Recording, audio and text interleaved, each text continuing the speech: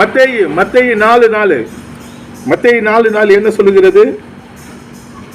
மனுஷன் அப்பத்தினால் மாத்திரமல்ல தேவனுடைய வார்த்தையினால் பிழைப்பான். தேவனுடைய வார்த்தையை மகிமைப்படுத்துகிறார் இயேசு கிறிஸ்து.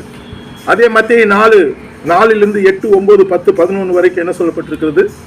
சாத்தானை பார்த்து சொல்லுகிறார், ஆராதிப்பாயாக, அவரை நீ தேவனை ஆராதிப்பாயாக என்று சொல்லும்போது அவன் அவரை விட்டு ஓடி போனான்.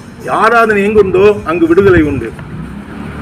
ஃபாதர் அவங்க பாடுற ஒரு பாட்டில் துதி எடுத்தால் சாத்தான் ஓடுவான், அது உண்மைதான். அதே போல மத்தேயு 4:19 என் பின்னே வாருங்கள், உங்களை மனுஷர்களை பிடிக்கிறவர்களாக்குவேன்.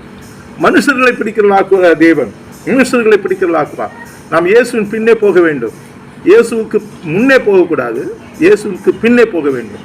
அப்படி போகும்போது தேவன் என்ன செய்கிறார்?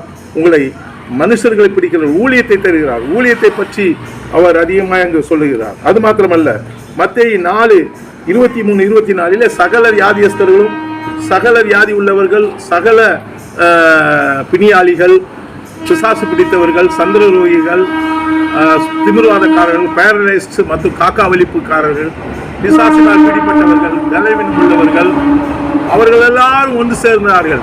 இயேசு பாதபடியில் வைத்தார்கள். இயேசு அவர்களை தொட்டு எல்லாரையும் குணமாக்கினார்.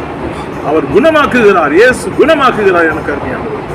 ஆயினாலே இந்த வசனங்களை நீங்கள் தியானியுங்கள். கர்த்தர் இந்த மத்தேயு 4 உள்ள அபிஷேகத்தை உங்களுக்கு தருவார். இயேசு கிறிஸ்து பெரியவர், வல்லமை உள்ளவர், குணமாக்குகிறவர். God bless you.